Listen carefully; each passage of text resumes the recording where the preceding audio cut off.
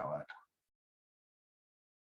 Se me hace que por ahí les va a salir en su pantalla que si dan permiso para que se grabe y tienen que ponerle ahí, creo que tienen que ponerle ahí. O cuando entraron, no lo sé. El Zoom está haciendo eso ahora. En fin, bueno, voy entonces con esta familia, ¿no? Esta familia, no les voy a arruinar la película, o tal vez un poquito, habla así como que el tema general de la película es la cuestión de un perfeccionismo tóxico que se vive en la familia Madrigal, ¿sí? Me parece que sí. Me parece que sí es el nombre. Entonces, un perfeccionismo tóxico, es decir, todo mundo necesita tener algún superpoder, una cosa impresionante. Y esto es como que el meollo del asunto, ese perfeccionismo tóxico de tienes que ser algo maravilloso, si no, pues pasas desapercibido en la familia. Entonces, todas las familias, y quiero empezar con esto, y por eso quería presentarle este curso, todas las familias tienen o tenemos, dijo Anteofilito, situaciones, ¿no? Distintas, problemas, historias, personajes, que son incómodas a veces en nuestra vida familiar, en nuestra historia familiar. Yo no sé, así por aventar algún supuesto al aire, ¿no? El tío que se pone borracho en todas las fiestas y que siempre sabes, como ya llegó, se va a poner borracho, va a armar un lío, etcétera, por decir alguna cosa. O el primo, o el amigo, o el papá, o el hijo que hacen alguna cosa y que a veces, o situaciones incluso dentro de la misma dinámica familiar, secretos, ¿no? Que se van guardando ahí en el seno familiar, como no queremos que nadie se sepa, y de hecho hasta un nivel extremo estoy pensando cuando, o sea, no queremos que nadie sepa que nuestra familia perfecta, porque otra vez tendemos a hacer eso, como hace la familia de la película, como todo está perfecto, todo está bien. Entonces, todas las familias tenemos situaciones, ¿sí? Y a veces estas situaciones, sobre todo estoy pensando las negativas, las vergonzosas, las para el olvido, tratamos de esconderlas, ¿sí? Entonces, la casa, de manera progresiva en la película, irá reflejando la situación interna de la familia. La casa irá reflejando esto, la situación interna de esta familia. Se irá desquebrajando, se irá partiendo, ¿no?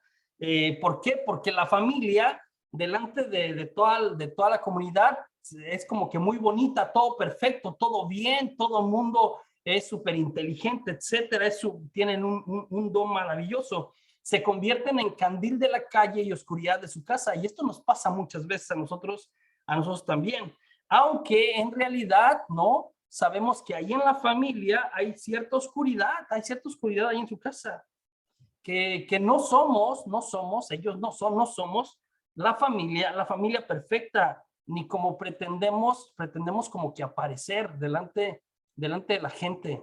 Entonces, hay varios personajes, ¿no? Yo saqué estos tres, ¿no? Las cosas que ocultamos en nuestras familias. Maribel, ella de aquí, Maribel, ¿no? Mirabel, algo así. Mirabel. Mirabel, muchas gracias.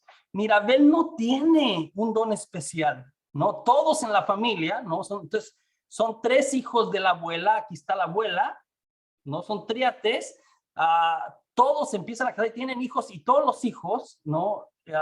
Los tres hijos tienen un don, una cosa especial, una cosa sobrenatural. Y luego sus nietos, los nietos de la abuela, los hijos de sus tres hijos, también salen con uno, y el día que le toca a Mirabel, ¿no? Pues resulta que ella no tiene un don especial. Y entonces ahí es donde entra el perfeccionismo tóxico. La abuela, ¿no? Termina diciéndole, tú no eres especial. Y esto es muy fuerte. Estoy pensando para una muchachita, una adolescente, ¿no? Que es, tú no eres especial. Y termina en este medio familiar, de todo mundo, tiene algo especial, algo que presumir en la familia. Ella termina siendo ignorada.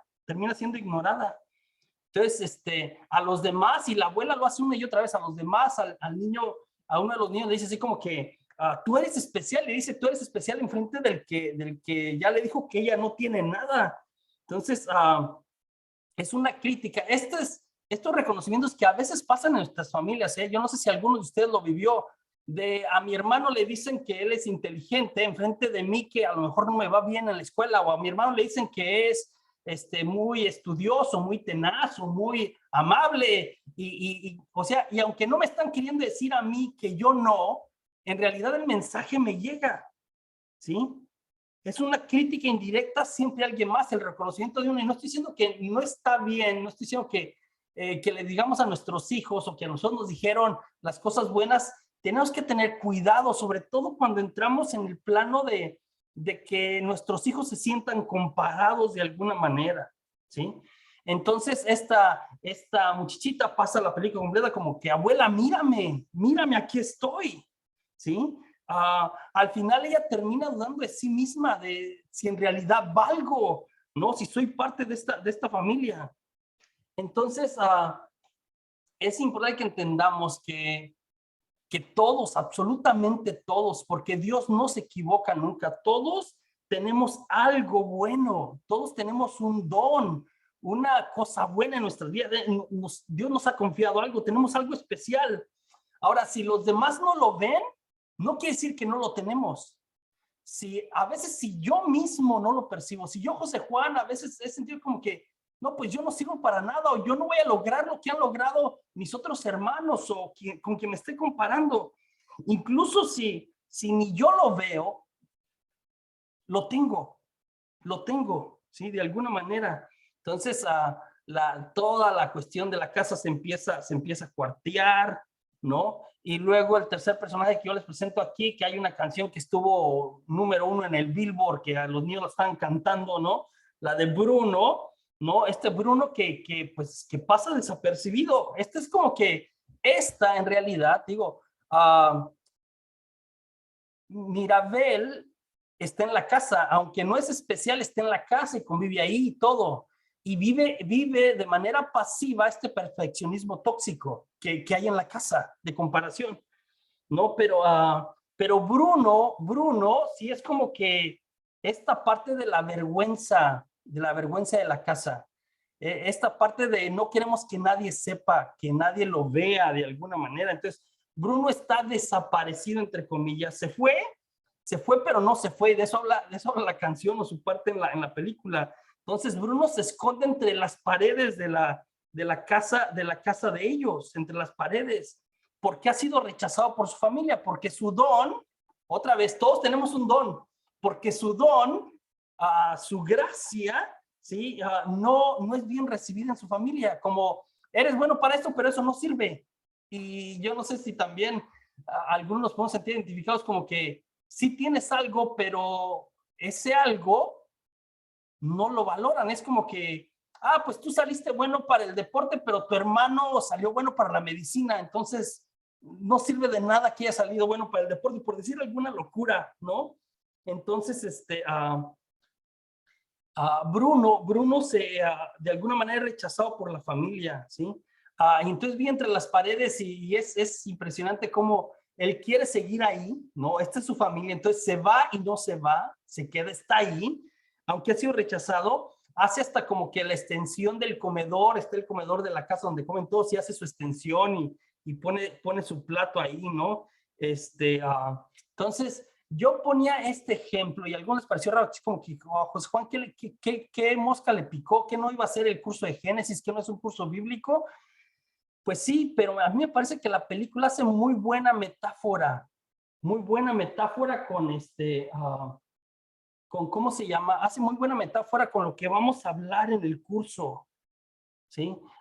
Bruno finalmente dirá como que, pues yo no tengo lo que mi familia quiere, pero yo amo a mi familia, de alguna manera.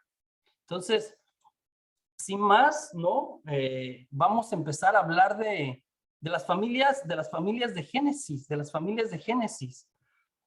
A lo largo del libro del Génesis, el primer libro de la Biblia, ¿sí? A lo largo del libro del Génesis, yo les compartí eso por ahí, se narra el desarrollo de la familia, ¿no? De la familia en los tiempos más antiguos, ¿no? Retratada en situaciones complejas, en las cuales la palabra de Dios no oculta. Y vamos a ver esto y a veces, yo no sé qué tanto usted ha leído la Biblia, sobre todo el primer libro, y es como que, José Juan, espérame, ¿eso está en la Biblia? ¿Sí? Situaciones de, perdón, situaciones, estoy pensando como de cuestiones sexuales extrañas, como de voyerismo, cuestiones de fratricidio, y vamos a hablar de eso, de un hermano mata a otro hermano, celos tóxicos en la Biblia entre familiares, cuestiones de incesto entre la misma familia de el papá con las hijas o las hijas con el papá, etcétera, de abuso sexual, ¿no? Vamos a hablar por ahí el viernes, esta cuestión de abuso sexual, de tráfico de personas, de traición, de venganza, de mentira, ¿no? De engaño, de marginación de las personas mayores. Entonces, hay muchas situaciones que cuando empiezas a analizar es como que, espérame, José Juan, no es cierto, eso está en la Biblia, esas historias están ahí, ¿qué hacen ahí? Y si es la Biblia, ¿no se supone que todo debería ser perfecto? Entonces leeremos el libro de Génesis, ¿no? El primer libro de la Biblia yo de hecho vamos a hablar de su forma canónica, como está escrita, por supuesto, como está escrita, y haremos algún tipo de análisis también, de exégesis, pero sobre todo nos centraremos en comentar estos incidentes que viven las familias de ahí y cómo eso se reflejan en la actualidad. Entonces, vamos a identificar las cuestiones de violencia intrafamiliar en sus diferentes áreas, Entonces, presentadas desde los inicios de la historia, entonces, vamos a encontrar fratricidio, ya había mencionado yo por ahí, vamos a encontrar voyerismo, celos tóxicos, mentira, engaño, incesto, abuso sexual, no, terrible, tráfico de personas, traición, venganza, marginación, ¿no es? Preferencias, ¿no? De un hijo de otro, y es como que, caray, ¿cómo está eso? ¿Cómo está eso ahí? Las historias, ¿no? En las que nos vamos a centrar, pues será el día de hoy, por supuesto, la de Adán y Eva, la de Caín y Abel, la semana que entra, el día de mañana, hablaremos de la historia de Noé, Can, ¿no? El hijo de Noé, y Canaán, el nieto de Noé. Hablaremos de Abraham y de Sara, por supuesto, el día de mañana.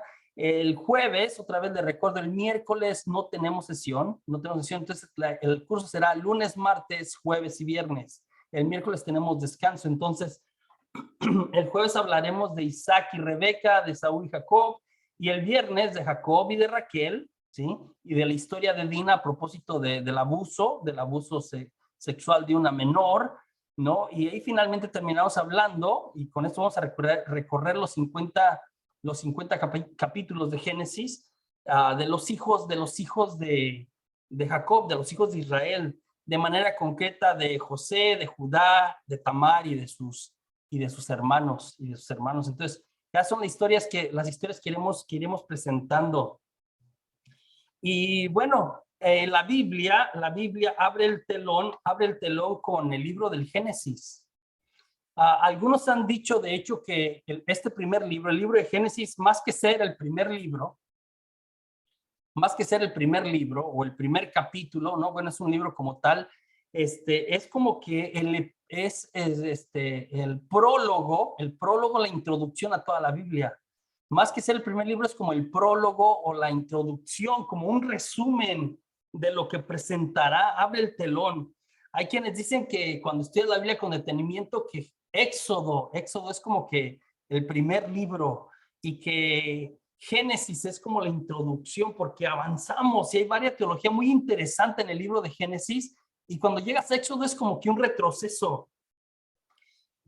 Si bien Génesis abre el telón, entonces, y ya estudié con algunos de ustedes Apocalipsis, el último libro, Apocalipsis cierra el telón, y son muy parecidos. De hecho, no puedes entender el uno sin el otro, ¿no?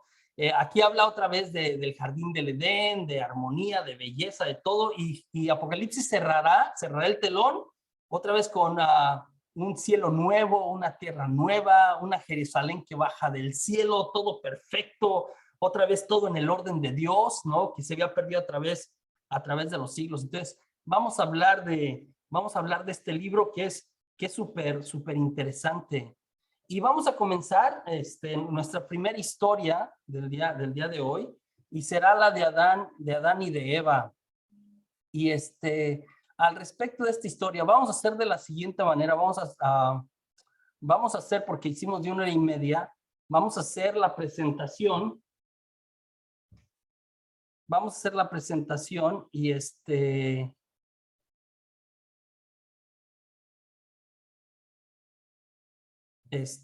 a hacer la presentación y ¿qué quería decir?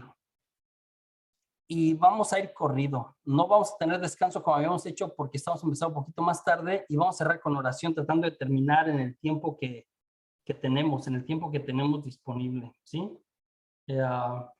Les recuerdo otra vez, yo estoy grabando la presentación, la charla, la clase, el curso, y yo se los voy a compartir por medio del grupo que tenemos de WhatsApp. Entonces, yo se los voy a compartir el día de mañana para quien lo quiera repasar, para quien lo quiera compartir también, por supuesto. Entonces, yo lo estoy grabando. Entonces, yo se los comparto, yo lo estoy grabando. Entonces, primera historia, la de Adán y de Eva. Es fabulosa la historia de Adán y Eva.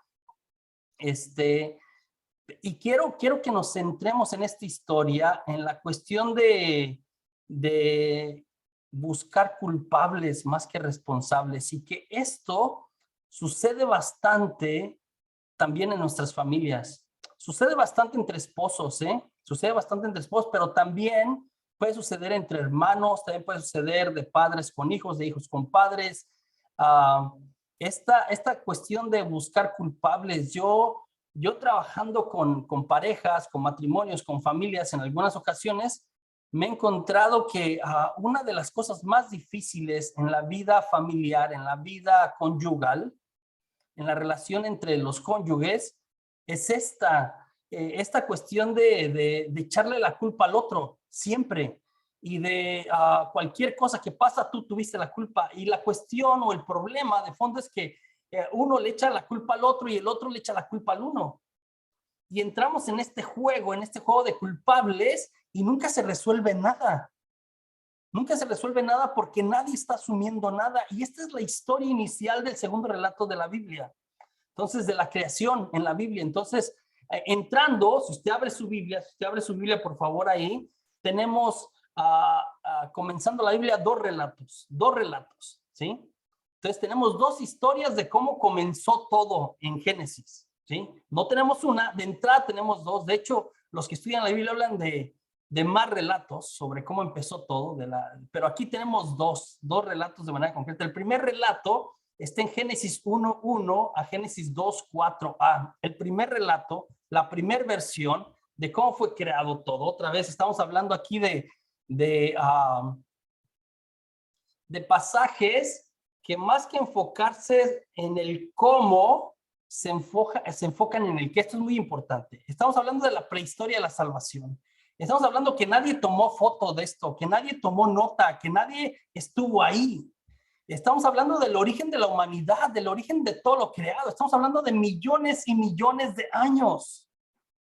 Millones y millones de años atrás en nuestra historia.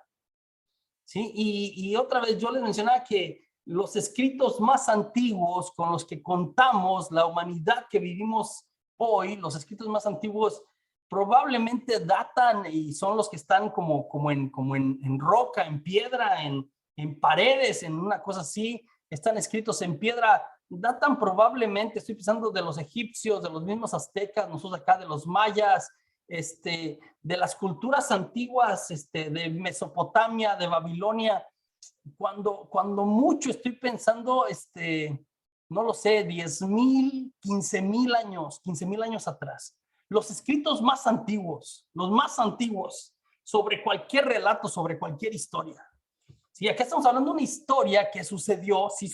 ¿No? Como este relato que que sucedió, que aconteció millones de años atrás. Entonces, son relatos que pasaron de manera oral por miles de años en las diferentes culturas, de manera concreta aquí en la cultura semita. Entonces, acá tenemos dos historias, ¿no? Que no se contradicen, se complementan de alguna manera. El primer relato es muy famoso, es en el que Dios va creando cada día en 6 días, ¿se acuerda? ¿Sí? Dios va creando los primeros 3 días, Dios separa los segundos 3 días, entonces 1, 2 y 3 Dios separa, a 4, 5 y 6 Dios pobla, llena sobre lo que separó. El sexto día crea al hombre y a la mujer al mismo tiempo, ahí no tiene nombre, ¿sí? Y ve Dios que era bueno. El primer relato termina diciendo y afirmando que todo lo que Dios creó era bueno. Todo lo que Dios creó era bueno. De hecho, cuando crea al ser humano, ¿no? Macho y hembra, que no tiene nombre ahí, al mismo tiempo, ¿sí? De alguna manera es como que termina ese relato y te quedas pensando, bueno, y si todo era bueno, ¿qué pasó? Sí, nos podemos preguntar si todo era bueno, como dice el relato, ¿dónde se dañó la cuestión? ¿Por qué existe el sufrimiento? ¿Por qué existe la maldad? ¿Por qué existen tantas cosas que vemos en el día a día? Entonces, el segundo relato de alguna manera responde a eso. El segundo relato, que es el relato yavista, que es en el que me voy a centrar en esta primera historia. Entonces, el segundo relato es más vivo, ¿no? Por supuesto, más pintoresco, es este que va del capítulo 2, ¿no? El versículo 21, y me voy a ir hasta la parte de la caída, el capítulo 3, versículo 21 también. Entonces, del capítulo 2 al capítulo 3, de los versículos 21 en ambos. Entonces, es comparado con el primero, que es como que muy estructural, es casi un poema litúrgico, ¿no? Este es más vivo y pintoresco que el primero, es una historia alrededor, es como cuando los escuchas, sobre todo esto que le llamamos el relato yavista, ¿no? Que otra vez hace tiempo le dieron este nombre por la corriente, por el grupo que se cree que lo escribió, ¿no? Ahora los biblistas, los que se dedican a estudiar la Biblia andan así como que sí, fue el yavista, etcétera. Pero bueno, sí, es una historia, de verdad, esto lo puedes leer y es fascinante, es muy, muy fácil de leer. Es como que estar alrededor de una fogata contando historias, o es como estar a los pies del abuelo o de la abuela, que te cuenta una historia del abuelo, una historia del tío, una historia de alguien, ¿no? Y que ahí están los niños o ahí está la familia completa a los pies escuchando. En este relato, en el segundo, el que estamos estudiando, el que vamos a de alguna manera desmenuzar, entender, Dios se antropomorfomiza. Dios se antropomorfomiza. ¿Qué quiere decir eso? Dios se hace a la manera de nosotros. Antropo quiere decir hombre, antropos, no, morfo, forma, se hace a la manera de los hombres. Dios que es espíritu, Dios, se hace a nuestra manera para que lo entendamos. Entonces, el segundo relato nos presenta la inmanencia de Dios. Y comienza hablando el segundo relato que Dios plantó un jardín. Miren, entonces Dios lo hace de jardinero, ¿sí? Y luego adelante, después de que planta un jardín, toma barro en sus manos. Y de ahí forma como una figura, ¿no? Como una figura, entonces ahora hace de alfarero. Y esta figura, que será Adán, ¿no? Será Adán, porque de hecho en hebreo, tierra o polvo, se dice en hebreo Adama. Por eso se llama Adán, porque es hijo de la tierra, porque ha venido de la tierra. ¿Sí? Y también teológicamente hablando entendemos eso como que la tierra, el barro, habla de esta realidad o de esta dimensión finita de nosotros los seres humanos, esta dimensión material del ser humano que se acaba. ¿Sí? Entonces, Adán quiere decir de Adama, de la tierra. Él es el hijo de la tierra y volverá a la tierra. Y luego enseguida habla de este soplo de Dios. Entonces, a esta figura de tierra, de arcilla, que formó Dios con sus manos, que hace de alfarero, le sopla, le da aliento de vida, ruaj, es en hebreo ruaj, que quiere decir aliento de vida. Este ruaj, este aliento de vida nos habla de esta realidad, de esta dimensión infinita del ser humano. Entonces, el ser humano es finito, en cuanto a materia, pero infinito en cuanto a su vida espiritual del ser humano. Y ya después que lo ha creado, pues lo pone en el jardín, ¿no? Un jardín hermoso, nos menciona los ríos que hay ahí en el jardín, en el relato, ¿no? Que estos ríos representan las grandes civilizaciones antiguas, ¿no? Otra vez Mesopotamia, Babilonia, estoy pensando incluso Egipto, ¿no? Siria, incluyendo Israel. Yo recuerdo que los ríos en la antigüedad, en las culturas antiguas, los ríos representaban pues vida, riqueza, fertilidad. Si usted recuerda otra vez, vea, el mismo pueblo de Israel es a lo largo del río Jordán. Las civilizaciones antiguas crecieron mayoría de ellas a lo largo de un río. Las grandes civilizaciones, Egipto, el Nilo, ¿no? Entre otros, mayoría sucedió así. Entonces, porque los ríos son vida, son riqueza, son fertilidad, ¿no? Y lo pone ahí en el jardín y le entrega y para que lo trabaje. Y el trabajo acá como algo bueno, digo, porque después se voltea la tortilla de alguna manera en la cuestión del trabajo. Entonces, este trabajo es colaborar con la creación de Dios. Entonces, Dios le regala este jardín y ahora el hombre va a colaborar con Dios y esto es una bendición. Y este orden perfecto de trabajo de lo que Dios nos da, ¿sí? Se romperá con el pecado, ¿no? El Papa en su encíclica, el Papa Francisco en su encíclica Laudato Si, hablará de todo está perfecto, incluso la cuestión de la relación del ser humano con los recursos naturales, con los bienes que Dios le había entregado, está perfecto, pero el pecado rompe con esto. Les da un mandato y esta es una parte así como medio misteriosa, no fácil de entender de la Biblia. Les da el mandato de no comer de un árbol. Entonces, pues imagínense, otra vez, este es un jardín, este es como que la flora que representa la flora general de todo lo que crea Dios. Entonces es una cosa maravillosa, pero dice que de todos los árboles que hay, muchos árboles, ¿no? No puede comer de un árbol, no puede comer de un árbol, ¿sí? Y algunos otra vez han explicado esto de una forma o de otra, no es tan sencillo de entender, pero este mandato de no comer de un árbol, varios exégetas se inclinan en explicar que tiene que ver con diferenciar entre el creador y la criatura. Diferenciar entre el creador y la criatura, es decir, Dios es Dios y el ser humano, que como dice el Salmo 8, es maravilloso. Como no se midió Dios, es impresionante el ser humano delante de Dios como creación, ¿sí? Le ha entregado todo bajo sus pies, lo ha hecho a su imagen, ¿sí? Nosotros somos imagen de Dios, pero el ser humano, y esto va a ser el problema de la cuestión del pecado, no se conforma. Entonces está este árbol para delimitar, aunque suene medio raro y a lo mejor hasta medio corto, para delimitar entre Dios es Dios y entonces creador, criatura. Entre el creador y la criatura hay una diferencia abismal. Nosotros parecemos al creador, nos hizo su imagen, pero nosotros, la humanidad, que Dios nos ha concedido todas las cosas, no somos Dios. No somos Dios. Dios es Dios. Y no puede haber nadie más, ¿sí? Entonces, hay quienes hablan de porque yo escuché en mis clases que a veces de Biblia así como que, bueno, si Dios sabía que íbamos a comer del árbol, ¿para qué no lo ponía? ¿No? Entonces, pone el árbol y les dice como que pueden comer de todos los árboles, pero de este no. Y otra vez, y ya la presentación que tengo aquí tiene que ver con eso, como que este fruto, eso no sé qué parece, está raro el fruto ese, pero quiero empezar diciendo que no era manzana, ¿no? Aunque mayoría de las catequistas nos han pintado una manzana, no dice el nombre, habla de un fruto prohibido, ¿no? Y Dios les dice, no toquen eso, y no sé, digo desde el principio, aunque incluso en esta belleza, bondad, perfección original en la que Dios nos había creado, hay una cierta inclinación con esta cuestión del morbo, de lo prohibido.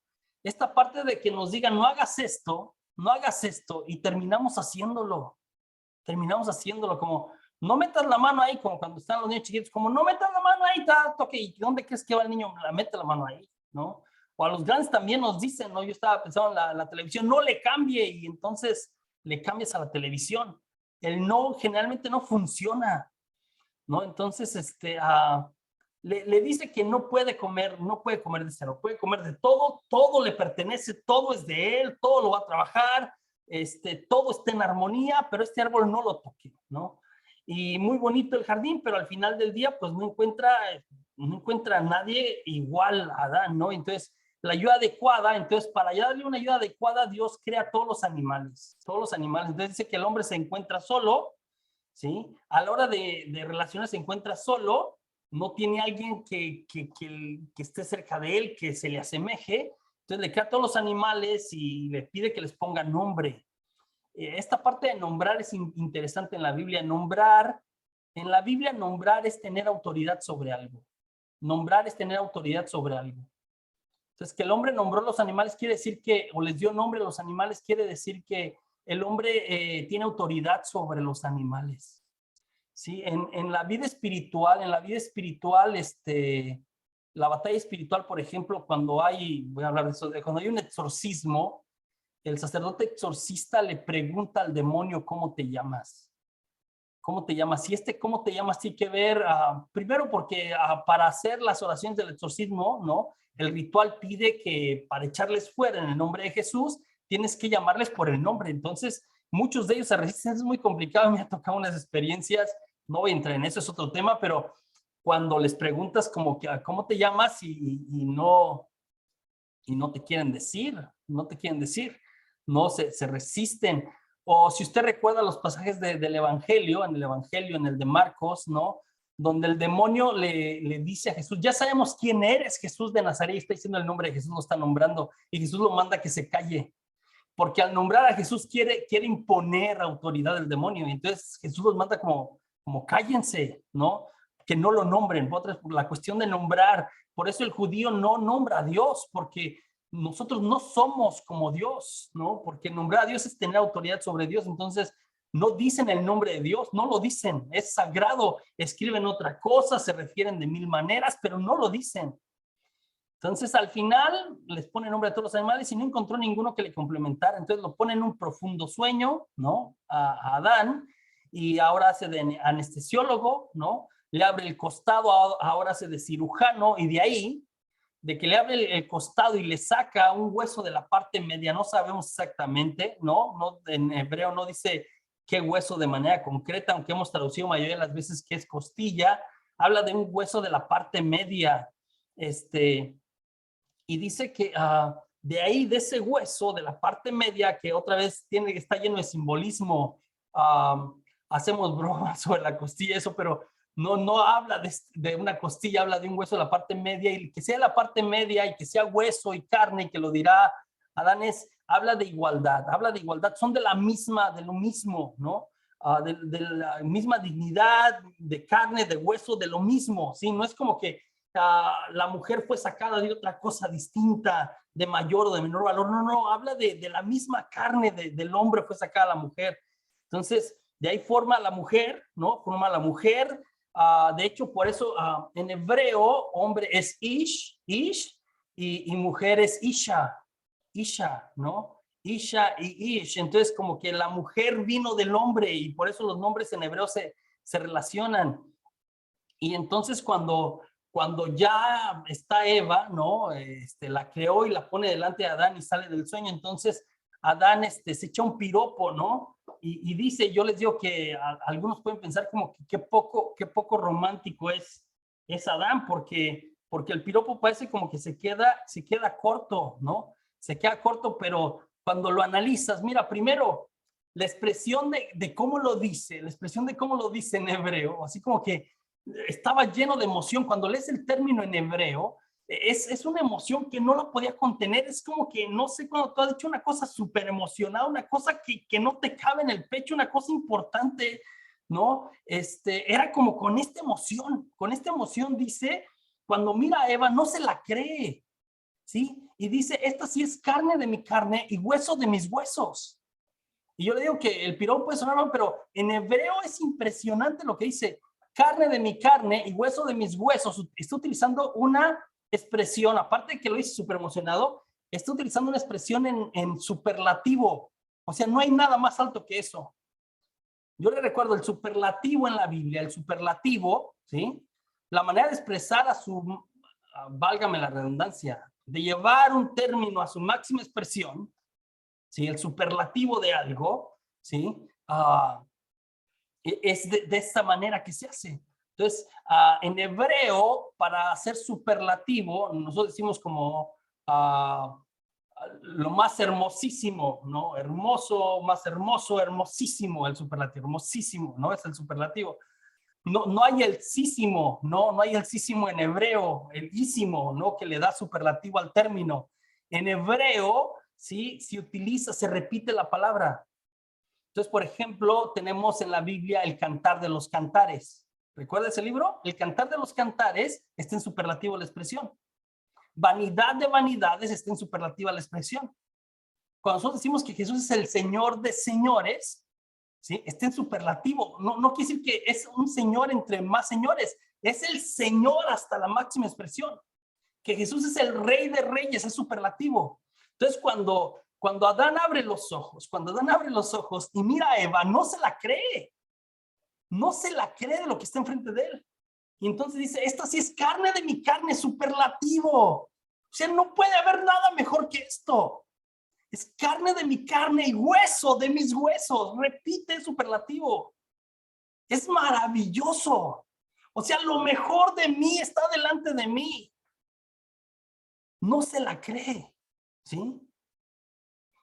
Entonces, en el verso 24 de Génesis habla de esta complementariedad. Por eso dejará el hombre a su padre y a su madre, se unirán y serán una sola cosa, porque han sido sacados y luego en el matrimonio se unen y es como que volver a ser el matrimonio. Y ahí termina diciendo, se veían como Dios los había creado, ¿sí? En este plan original de Dios, se veían como Dios los había creado. No había pecado, ¿sí?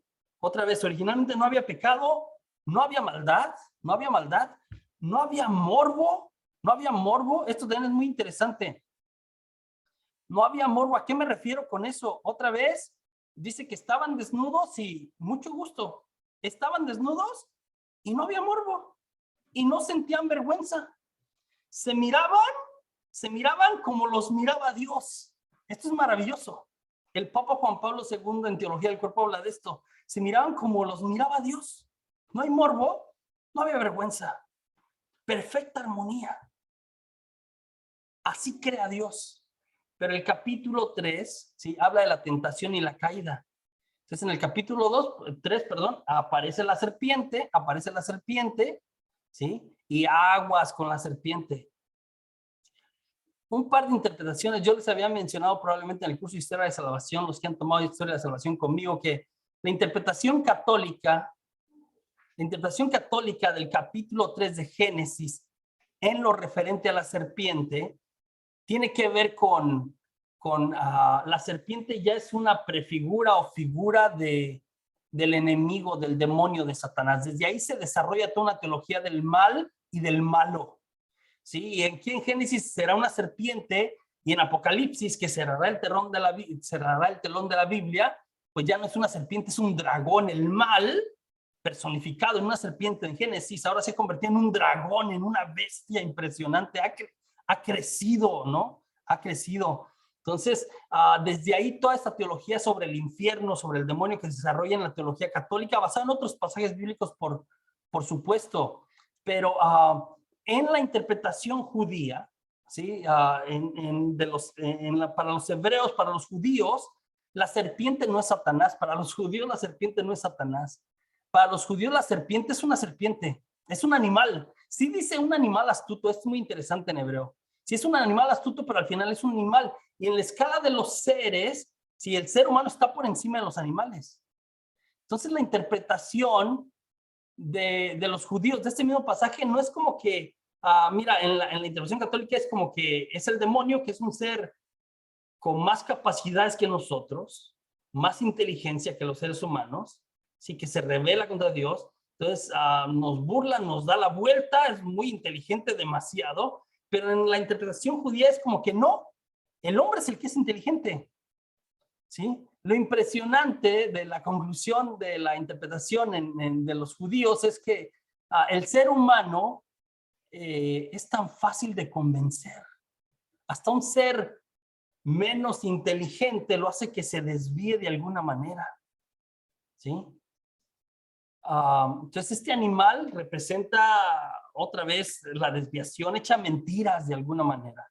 Sí, ya había mencionado, no era una manzana, a la mujer le gusta la propuesta, ¿no? La serpiente habla y la convence y le echa mentiras, Es muy interesante porque el demonio así entra a nuestra vida siempre, entra con mentiras, no, nunca entra con la verdad, es muy raro que entre con la verdad, entra con mentiras. Les dice que es cierto que Dios les dijo que no tienen que comer de ningún árbol. Mira, ya hay una mentira ahí, ¿sí? Es cierto que Dios les dijo que no tienen que comer de ningún árbol. Dios no dijo eso. Dios dijo, pueden comer de todos, menos de este. Y claro, dijo, claro, porque el día que coman serán como dioses y conocerán lo que es bueno y lo que es malo. Esto es lo que les dice la serpiente. El día que coman serán como dioses. ¿Sí? Y conocerán lo que es bueno y lo que es malo. Y cualquiera nos preguntará, espérame, ¿es que Dios no quiere que conozcamos lo que es bueno y lo que es malo? ¿A qué se refiere? Cuando haces análisis del Génesis en esta parte, y a mí me parece que ahí está el problema, un problema moral a través de los siglos. No tiene que ver que el hombre conozca o distinga. Cuando analices el texto con calma, no tiene que ver con distinguir el bien y el mal. Cuando lo analizas con calma, tiene que ver con dictar. Esto es muy interesante. Es decir, que el hombre haga su propia moral. Que el hombre decida qué está bien y qué está mal. Y mira que estamos viendo esto en el relativismo que vivimos ahora. Que el hombre decida, ya nadie más, no Dios, no nadie, ninguna norma moral, ninguna iglesia, yo decido qué está bien y qué está mal. ¿Sí? Lo que le propone la serpiente es, ¿sí? Tú vas a decidir.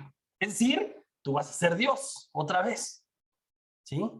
Entonces tomó del fruto y comió y luego le dio a su marido que andaba con ella también y él también comió, ¿no? Él también comió y se han hecho interpretaciones de, bueno, y de quién fue el primero, quién comió primero, quién tiene la culpa, etcétera. Y aquí empieza la cuestión de la culpa, ¿no? Y con eso voy a cerrar esta parte, ¿sí? ¿Quién tomó? Dice que ella tomó, pero supone que Adán estaba ahí, no fue como que, porque luego hacemos también chistes de, claro, las mujeres son la perdición de los hombres desde el principio, por su culpa, pobrecitos no son los hombres. No, no, no, Adán estaba ahí, Adán también escuchó, Adán también quiso comer, Adán también quiso decidir, ¿sí? Por sí mismo qué está bien y qué está mal. Adán también quiso ser como Dios, es el problema del ser humano, de toda la historia. ¿Sí? Entonces tomó y también comió y se les abrieron los ojos. Se les abrieron los ojos y una cosa que no había, empieza a suceder, se vieron desnudos. Otra vez, estaban desnudos desde antes. Aquí entra el morbo. Por el pecado aparece el morbo.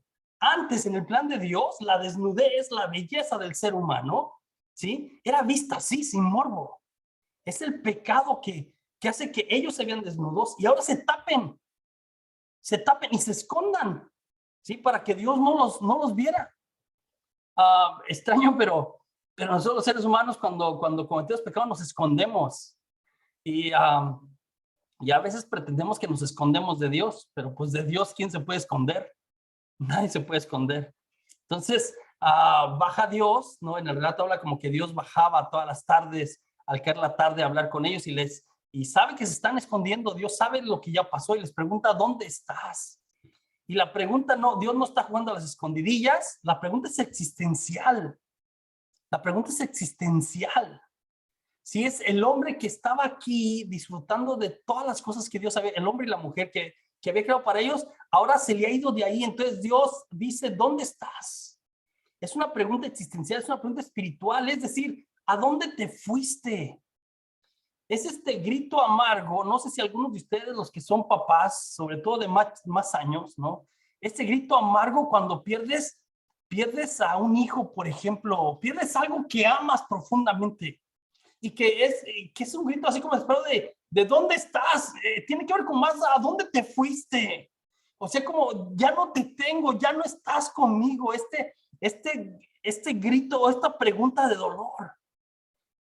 Y el hombre contesta, Tuve miedo, ojo, otra vez, la original no había miedo. Tuve miedo, el pecado también causa miedo. Estoy desnudo, ya se dio cuenta de esto, no se da cuenta, o sí se da cuenta, pero no lo miraba con morbo, y me escondí. Me escondí. Cuando tú y yo pecamos, nos escondemos. ¿Qué pasa? ¿Cómo cierra este relato? Nadie se hace responsable. Nadie se hace responsable. ¿Sí? Empiezan con las culpas. Nadie se hace responsable. Entonces volteé a ver a Adán y le pregunté así como que, ¿qué pasó, Adán? ¿Qué pasó? Y Adán le echa la culpa a Dios. Híjola. Dios mío, ¿cuántas veces lo hemos hecho nosotros? Le echa la culpa a Dios.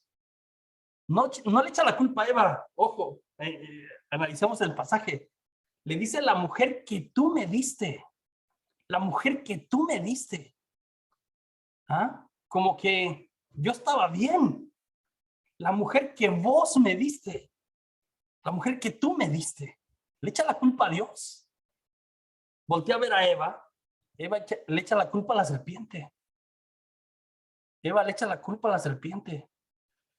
¿Sí?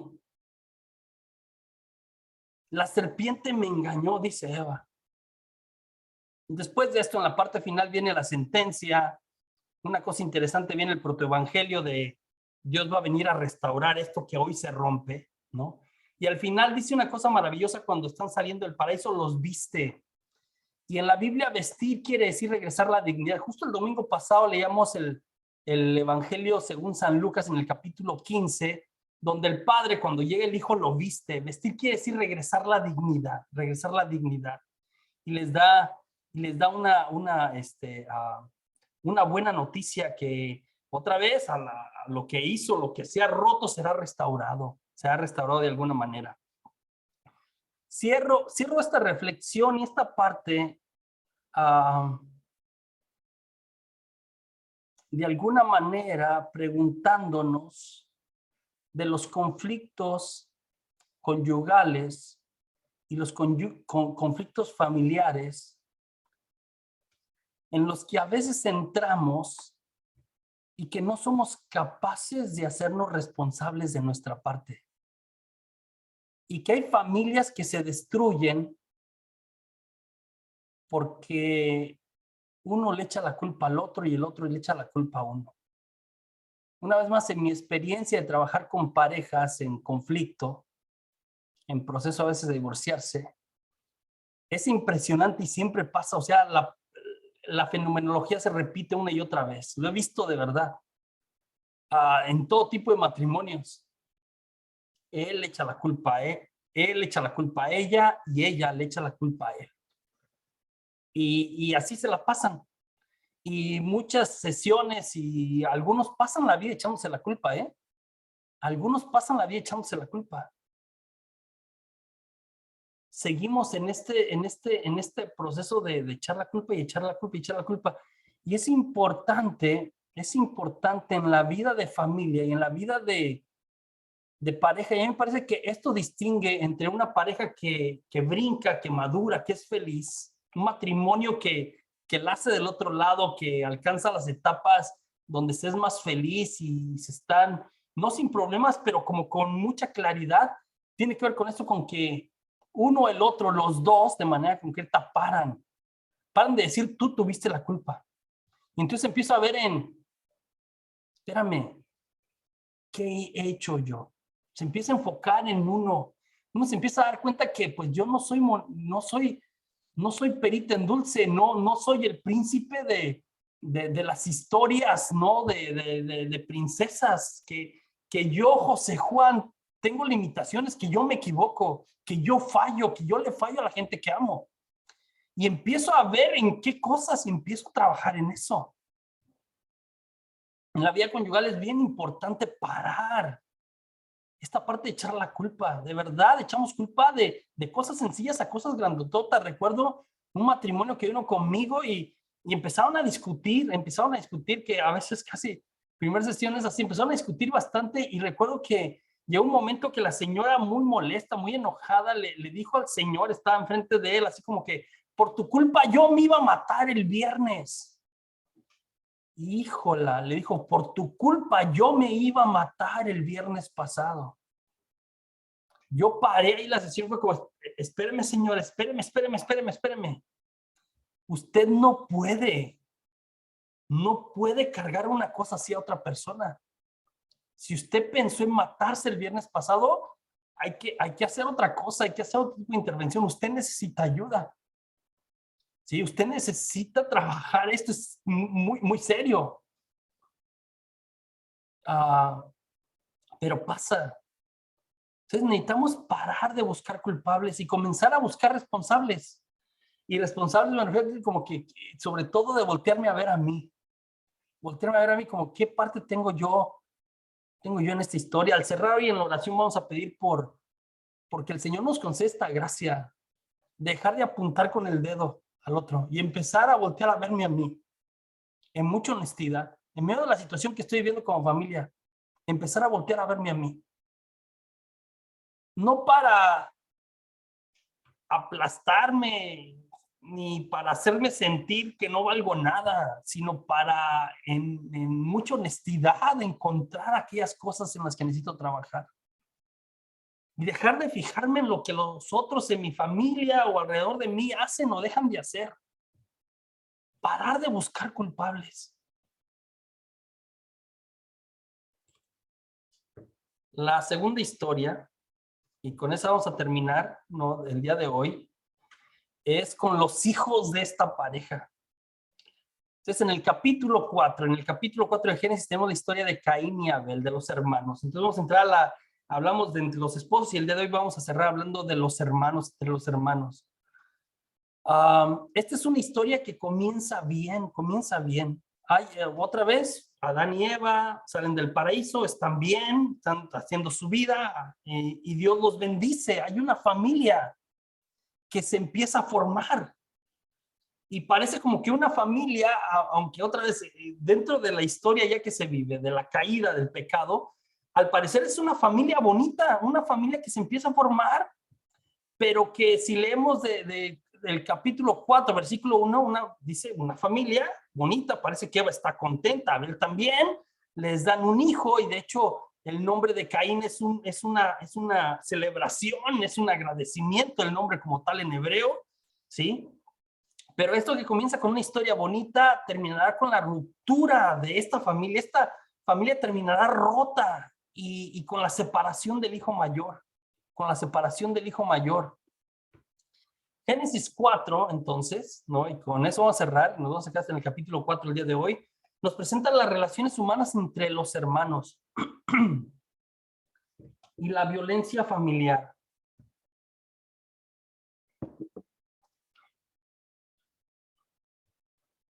Entonces, las relaciones humanas entre los hermanos y la violencia en la familia de origen. Ojo, cuando analizas el texto con calma, vamos a hacer un poco de análisis también en este texto, no se centra solo en la prohibición del famoso no matar. No tiene que ver nada más con el no matar o con el asesinato como tal, sino en las razones. Esto es interesante para que entendamos la amplitud del texto, en las razones o el estímulo detrás de un homicidio. Y finalmente también el destino del victimario. Entonces, dos cosas. No nada más el hecho de la muerte, va más allá de esto. El hecho de la muerte es ¿qué lo provocó? ¿Sí? Un análisis, ¿qué lo provocó? Y eso es muy importante que pongamos atención. Y luego, ¿cuál es la consecuencia? El destino del victimario. Entonces, vamos a hablar de la víctima, que será Abel, y el victimario, ¿sí? Que será Caín. Cuando empiezas a analizar el texto, ¿no? Pues tenemos que Caín era agricultor y Abel era pastor. Es un pasaje antiguo, muy antiguo, ¿no? Abarca la división de la labor original hace siglos y siglos atrás, ¿no? La división de esta labor de los agricultores, ¿no? Más bien por ahí de la época de bronce, ¿no? En que empieza como los semisedentarios de alguna manera, ¿no? Los pastores, abarca la división de la labor y habla de la rivalidad entre los hermanos y sus nefastas consecuencias, cuando los hermanos no se llevan bien. Pero sobre todo la relación de Dios y Caín, la relación de Dios y Caín, y la relación de Caín con la tierra de donde él viene. Su papá nació de la tierra donde él viene, ¿sí? Y de donde él vive, la tierra de donde él ha venido y la tierra donde él vive. Entonces, muy interesante. Caín, el nombre en hebreo quiere decir obtener o adquirir. El nombre quiere decir obtener o adquirir. Y es como que es Eva y es Adán como porque lo reciben a Caín como una alabanza, como he adquirido, he obtenido un nombre con la ayuda del Señor, como bendito seas Dios que me has dado un nombre, adquirido, y ahí viene su nombre, ¿sí? Es una cosa bonita, el nombre como tal es una cosa bonita. He adquirido, tengo, gracias a mi Señor, un nombre. Él ha tenido a bien regalarme un hijo varón, ¿sí? Que representa la continuación de la familia de alguna manera, Caín. Y el segundo hijo se llama Abel, y Abel viene de la raíz del verbo hebreo Jebel, y Jebel tiene que ver como con soplo de viento, como un soplo que apenas percibes. Tiene una connotación, el nombre de Abel tiene una connotación de fugacidad, como algo que se desaparece, que no tendrá descendencia. Entonces, ya de entrada los nombres, ¿no? Cuando haces análisis, son opuestos. Uno significa vitalidad, Caín, ¿sí? Posteridad, y otro fugacidad. Fugacidad. Dice en los versículos 4 y 5, ¿no? Son 16 versículos que tenemos acá, que cada cual, Caín y Abel, ofrecen su sacrificio. Y dice que la ofrenda de Abel, ¿sí? Le es grata a Dios. La ofrenda de Abel le es grata a Dios. No dice el motivo, esto es muy interesante, ¿eh? No dice por qué. No dice que la ofrenda de Caín la hizo a la carrera. No dice que la ofrenda de Abel le puso doble. No dice. Dice que los dos hicieron ofrenda. No especifica si una era mejor que la otra o no. No en este momento, no en este relato. Más adelante algunos relatos bíblicos tardíos le agregarán a esto. Más tarde los intérpretes deducen que Caín, cuando presenta su ofrenda, como que ya albergaba un pecado secreto. Otra vez, ya es gente siglos después como que tratando de rascarle, pero ahí inicialmente no dice como que uno hizo algo más que el otro, que etcétera. No. Entonces más tarde es que le empiezan a agregar esta parte de le faltó algo a su sacrificio. Pero hasta aquí hay evidencias, hasta aquí no hay evidencias de rivalidad. O sea, antes de poner la ofrenda, incluso poniendo la ofrenda, no habla de como ya se caían gordos, ya andaban mal, tampoco habla de eso. No habla de rivalidad y hostilidad entre los dos hermanos. Los dos son hermanos piadosos. Los dos son trabajadores. Los dos le presentan su ofrenda a Dios. Mire, esto es importante, hermanos, ¿ok? Para el mensaje que les quiero dar acerca de esta historia. Los dos le echaron ganas y los dos presentan su ofrenda a Dios. ¿Sí? No hay hostilidad. Los dos parecen buenos en la primera vista. No se habla mal de Caín en el relato para empezar. ¿Sí? Dios pasa, pero si dice, y esto es medio misterioso, que Dios pasa por alto su ofrenda. ¿Sí? Entonces, le agrada la ofrenda de Abel y pasa por alto la ofrenda de Caín. Pasa por alto la ofrenda de Caín. Y esto hace que esto que Dios hace, que es medio misterioso, cause resentimiento en Caín ante la inequidad, ante como que, bueno, ¿por qué no somos parejos? Yo también ofrecí, ¿qué pasó aquí? ¿Sí? Ante la inequidad, entonces Caín es como que, caray, ¿sí? ¿Qué pasa? Caín perdió de vista, se molesta, y que le había ofrecido, que quería agradarle a Dios, deja de ver a Dios. Y esto es parte también del pecado. Deja de ver a Dios. Este Dios que le ofreció, mira que no fue bendecido de alguna manera o que no fue grata su ofrenda. Entonces pierde de vista a Dios, a quien ofrecía sus primeros frutos, y se fija en que había sufrido una injusticia. Esto es muy interesante. Caín se fija en que había ofrecido una injusticia y eso lo llevará al final a matar a su hermano. Mira, dice en el versículo 5 que se enfureció y andaba cabizbajo. Otra vez, el hecho sucedió. ¿Qué pasa? ¿Cómo reacciona ante eso Caín? Se enfureció y andaba cabizbajo. Entra, hermanos, entra de alguna manera en la historia de la salvación la envidia, como un medio que terminará llevando a la eliminación del hermano. Uy, qué fuerte, dice la hermana Clara Macías. ¿Sí? La envidia que terminará llevando a la eliminación del hermano. Algo provoca la envidia. ¿Sí? El percibir el privilegio del hermano le provoca la envidia a Caín. ¿Sí? Y esta es una realidad. Híjola, Dios mío, ay santo. Dios, por favor, ten misericordia. Que a un hermano le vaya mejor que a otro. Que a un hermano el papá le dio una cosa y al otro no le dio. Entonces empezamos a fijarnos en los dones del hermano, en sus talentos, en su prosperidad. No, yo tengo 8 hermanos y hermanas. En su prosperidad, ¿por qué a él sí le va bien? Cada ser humano, cada persona, tú y yo, podemos encontrarnos en nuestra vida con nuestro Abel, con este que, oyes, ¿por qué él sí y yo no? Con el agraciado. Caín reacciona ante esta injusticia, porque ha dejado que en su corazón entren los celos, reacciona así como con enojo y con la cara cabizbaja, está enfurecido, ¿sí? Ante esa injusticia porque ha dejado que en su corazón entren los celos. Y por eso los celos hacen que rechace a su hermano y que surja la rivalidad. Los celos, aguas con los celos, ay Dios santo. Aguas con los celos entre los hermanos. Aguas. La vida de la familia se vuelve tensa cuando surgen sospechas. ¿Por qué a él sí y a ella no? Y a mí también y a ella no. A él sí y a mí no. Surgen los recelos. Surge la desconfianza. Donde hay incongruencias y tensión, ¿sí? Donde hay incongruencias, donde empieza a haber esos sentimientos entre la familia, entre los hermanos, entonces empieza a haber tensión y entonces llegas con los hermanos y te sientes como que te cuidas, te sientes raro, te sientes rara.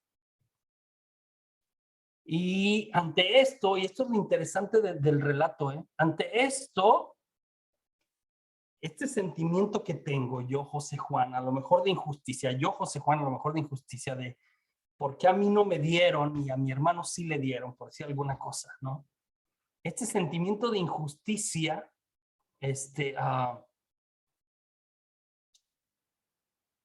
pues yo lo puedo manejar, o sea, sigo teniendo la opción de caer en lo que cayó Caín o de aprender a manejarlo aunque suene raro. Entonces yo puedo responder con compasión, ¿no? Espérame, explícame qué pasó, qué hice o qué faltó o por qué esto, por qué el otro. Todavía a lo mejor hasta con cierta inconformidad, pero sin agresividad. Caín se encierra en su tristeza. Caín se encierra en su tristeza, en su resentimiento, en su enojo. Dice, mira cómo lo dice esta manera simbólica Génesis. Su rostro se descompuso. Su rostro se descompuso como que ya no lo conoces. Dejó de ser quien es. Le está ganando algo que le va a destruir. Su rostro se descompuso. ¿Sí? Valdría la pena preguntarnos nosotros cómo reacciono yo, José Juan, cuando veo las injusticias. ¿Cómo reacciono yo cuando me frustro, cuando me enojo? ¿Respondo con violencia? ¿Agredo? ¿O bien? Y con toda la razón exijo una justificación como, a ver, explícame, hermano, explícame, hermana, explícame, mamá, explícame, papá. Dios le pregunta a Caín, ¿por qué andas resentido y con la cabeza baja? ¿Por qué andas resentido y con la cabeza baja? Y le pone delante de él la opción. Le dice, si obras bien, ojo, si obras bien, andarás con la cabeza levantada. Si obras bien, andarás con la cabeza levantada. Pero si obras mal, el pecado acecha la puerta de tu casa y te codicia. El pecado acecha la puerta de tu casa y te codicia, aunque tú puedes dominarlo. Uy, presenta esta figura del pecado impresionante. Y he leído varios comentarios muy interesantes. Presenta el pecado como un animal, ¿sabes? Como estos animales de salvajes, ¿no? Estoy pensando cuando va, estoy pensando los felinos, el león, el jaguar, el leopardo, cuando va a matar, cuando va, se esconde, se agazapa, ¿sí? No se deja ver, está ahí. Para que en cuanto se descuida, su presa le cae encima. Esta figura se utiliza aquí para el pecado. Entonces, la pregunta que le hace a Caín indaga sobre el motivo del sentimiento. Caín no supera el disgusto. Entonces, no solo los malos actos nos impiden tener la cabeza levantada, no solamente cuando yo ya hice algo malo. Existen, dice este padre, el padre Conrad, del que tomé varias de las notas que les estoy compartiendo a ustedes, el padre Conrad, un biblista maravilloso que me tocó tomar clase con él. El padre Conrad dice que no solo los malos actos nos impiden levantar la cabeza, existen barreras psicológicas que también se encarnan, ¿sí? Y él habla, por ejemplo, de la culpa, el miedo, la pena. Estas cosas, la culpa, el miedo, la pena, la vergüenza, ¿sí? Se vuelven pesadas sobre nosotros, sobre nuestros cuerpos, y hacen que los cuerpos se encorven. El miedo paraliza, ¿sí? Encoge nuestros cuerpos. La vergüenza nos impide ver con decisión el horizonte. Estas cosas nos hacen diferentes. El pecado cuando entra en nuestra vida nos cambia. Es maravillosa esta figura del pecado descrito como un animal agazapado, agachado, para embestir a alguien desprevenido. Pero le dice Dios a Caín, tú lo puedes dominar. Esto se llama libre albedrío. Yo, José Juan, puedo dominarlo, se llama libre albedrío. Entonces, el pecado, la codicia, ¿sí? que se siembra en Caín, en hebreo se dice tesugaj, que es como ansia, pasión, ganas o un deseo desordenado. El pecado destruye a la persona. Caín necesita ser precavido, capaz de reconocer lo que está pasando en él, de domar esto que está sintiendo, porque si no terminará destruyéndole y destruyendo.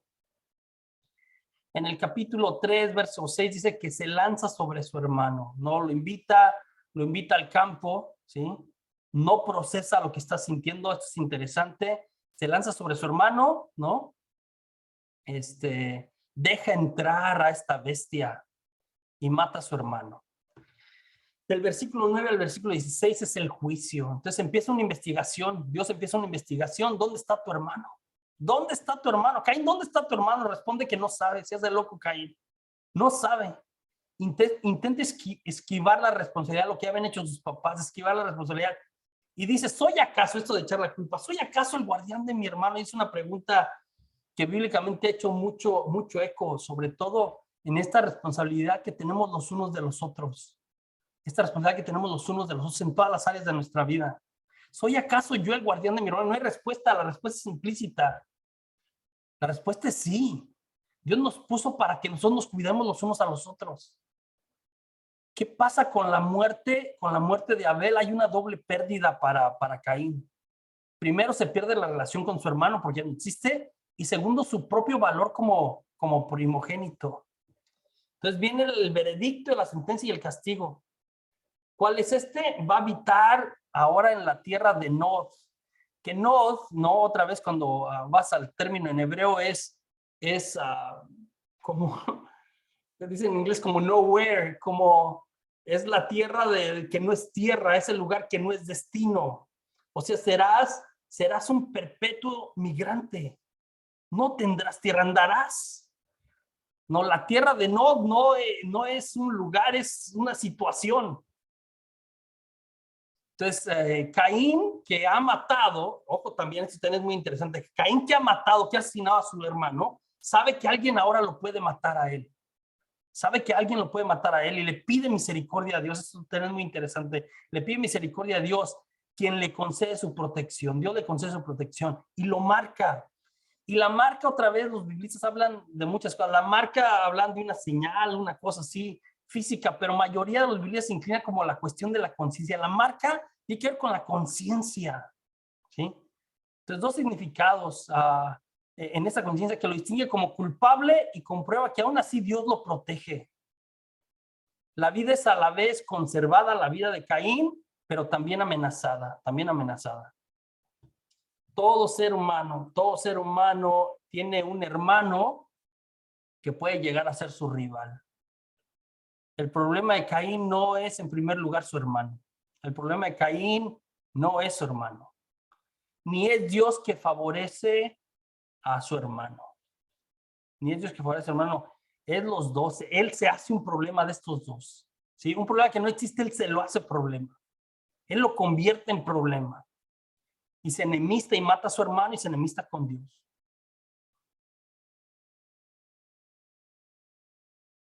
El que maltrata a su hermano tiene que enfrentarse con el misterio de Dios. Uy, esto es muy delicado y Jesús predicó sobre esto y la Biblia también habla muchísimo de esto. No se explica por qué Dios aprueba el sacrificio de Abel y reprueba el de Caín. ¿Por qué la parcialidad? Otra vez es un tema también teológico muy extraño. Ya estoy cerrando hacia su hermano en lugar del otro. ¿Por qué prefiere a Abel y no a Caín? No, la Biblia completa hablará siempre como que estoy hablando Esaú y Jacob, ¿no? Supone que era Esaú y termina siendo Jacob. No, José en lugar de sus hermanos se repetirá la historia. Este patrón se repetirá muchas veces. Es muy extraño el proceder de Dios. El que supone que le tocaba no le toca a otro y es como que, caray, ¿por qué esta parcialidad hacia el hermano? Es todo un misterio. Al autor de la Biblia, al geógrafo, le interesa el motivo del hijo menor.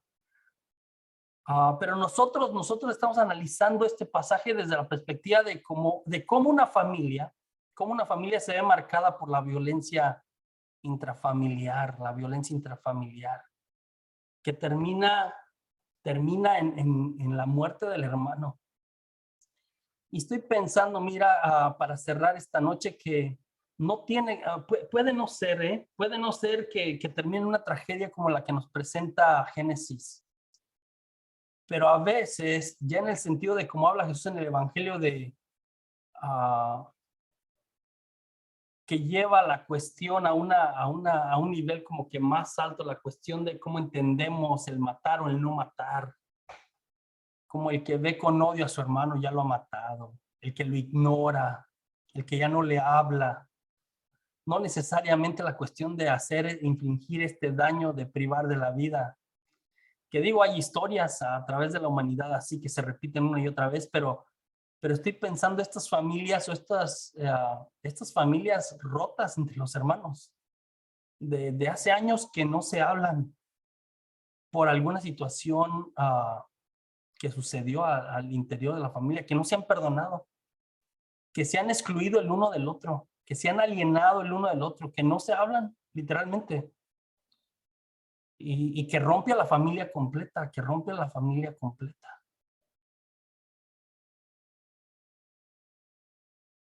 Vamos a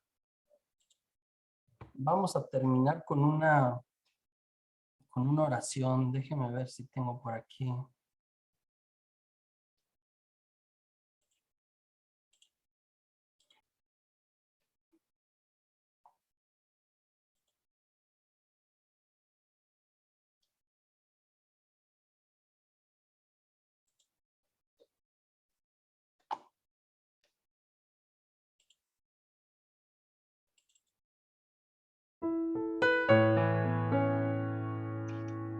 Va a pedir que incline su cabeza un momentito.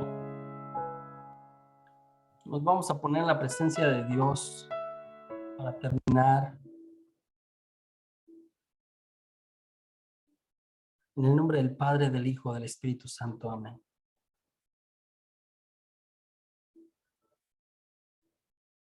Dios, entramos en esta historia,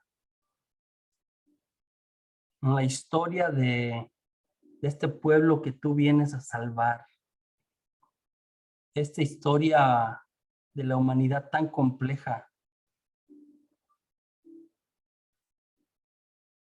Y venimos delante de ti también para presentarte nuestra historia, para que también salves nuestra historia.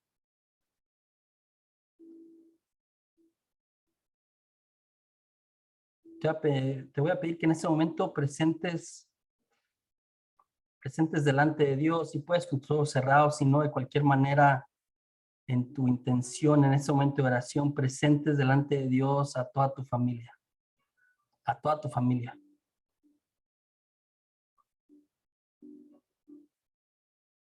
tu esposa, tu esposo o exesposa, tus hijos, tus padres, tus hermanos.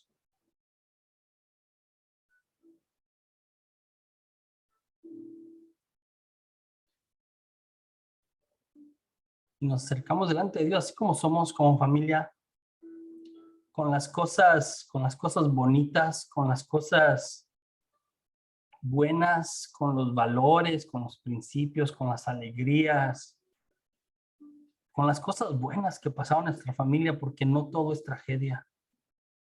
También hay muchas cosas que agradecer y que rescatar. Pero esta noche le presentamos a Dios de manera concreta aquellas cosas oscuras en nuestra vida familiar. Aquellos desacuerdos, aquellas cosas que no se hablaron.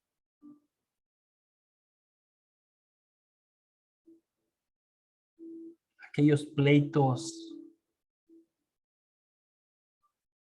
Cuando alguien en mi familia me hizo menos, me rechazó, me hizo a un lado. O si soy consciente de alguien en mi familia que sufrió esto, esta noche vamos a orar para rescatar a esa persona también. Si no fui yo, si a mí sí me trataron bien, si a mí mis papás estuvieron siempre muy orgullosos de mí, pero por ahí tengo un hermano que a lo mejor a ese sí le dijeron que por qué no era como mi otro hermano. Si lo corrieron de la casa. Presentamos delante de Dios todos los matrimonios rotos en nuestra vida familiar, incluyendo el nuestro si alguien ha pasado por esto, o el de aquellos a los que amábamos, nuestros padres, los abuelos.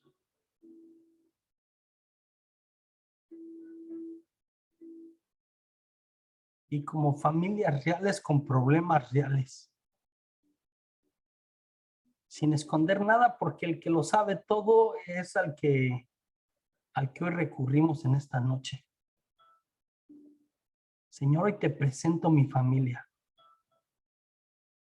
tan compleja o tan sencilla como sea.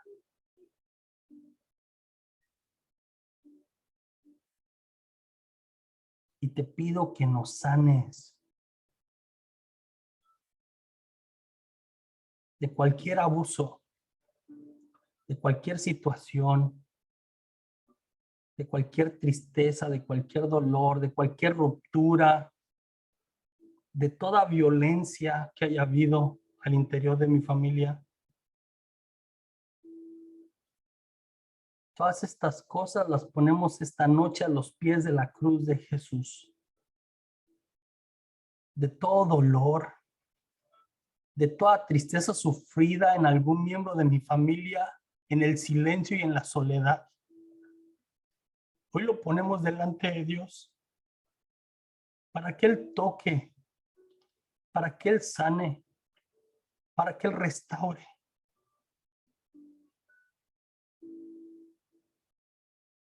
Hoy presentamos delante de Dios a cualquiera en mi familia que haya sido víctima de abuso, de cualquier tipo de abuso físico, golpes, quemaduras, castigos, emocional, gritos, humillaciones, rechazos, incluyendo sexual, si alguien en mi familia. Lo presentamos delante de Dios para que Él en este momento, Jesús, venga y les toque con su amor y les sane.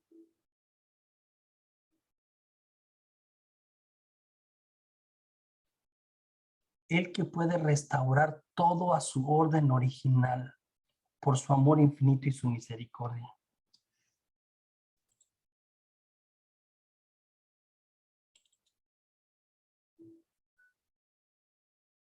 Señor, toca, Señor, sana, Señor, restaura. Toda relación rota, Señor, de cualquier manera que haya sido esta. Concédenos esta noche, Señor, a los que estamos vivos y a los que ya no están, la gracia de la reconciliación y la paz hacia el interior de nuestras familias. Señor, toda separación, toda envidia, todo rechazo provocado entre los hermanos de cualquiera de nuestras generaciones, en el nombre bendito de Jesús, hoy pedimos que se rompan, que sean disueltos, y que vuelva la paz y que podamos volver a vernos con amor y con aprecio.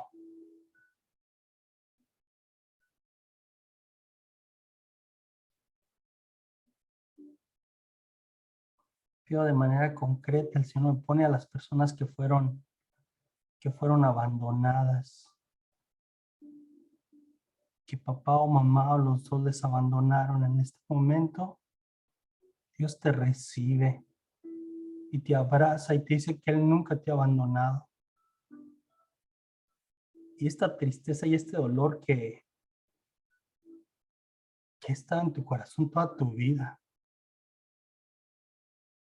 hoy el Señor te pide que se lo entregues, que se lo entregues.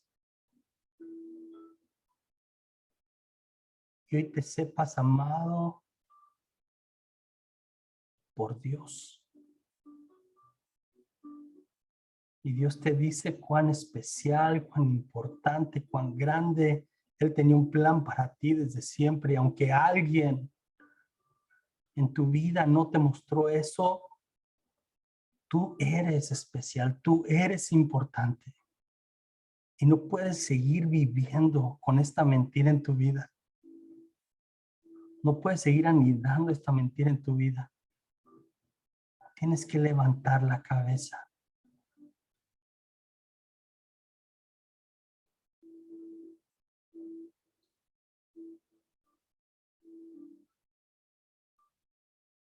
Señor, concede la gracia a todos los que han permitido en su corazón que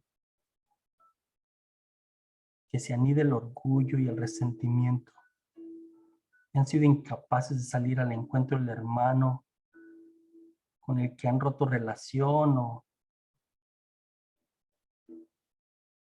que por algún daño han guardado distancia, para que tú, Señor, restaures esto. Concede la gracia, Señor, y la bendición.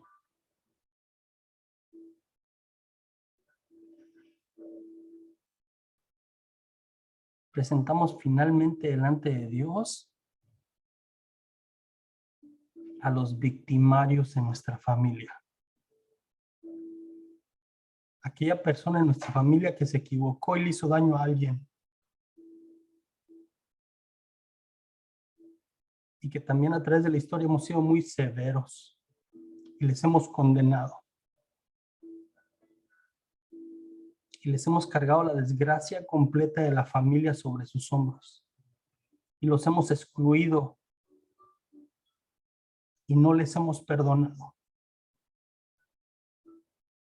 Hoy perdonamos en la familia a cualquier victimario, a cualquiera en la familia que ha causado daño, a alguien dentro de la misma familia o más allá de esta.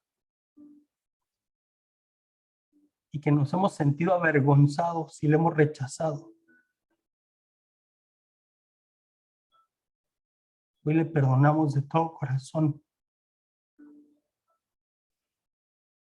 Y decíamos que Dios haya tocado su corazón en algún momento de su vida, si ya pasó de esta vida, o que si aún lo puede hacer, lo haga. Ese Dios que puede restaurar todo lo malo.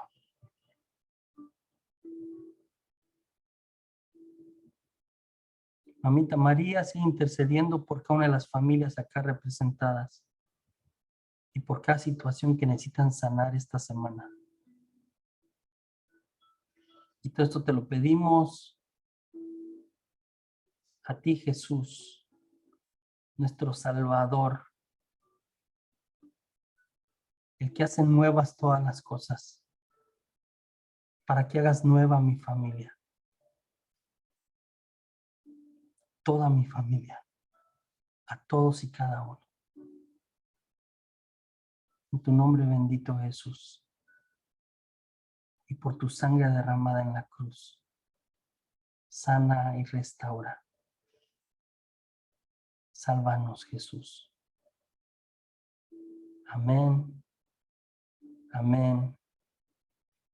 Amén. En el nombre del Padre, del Hijo, del Espíritu Santo. Amén.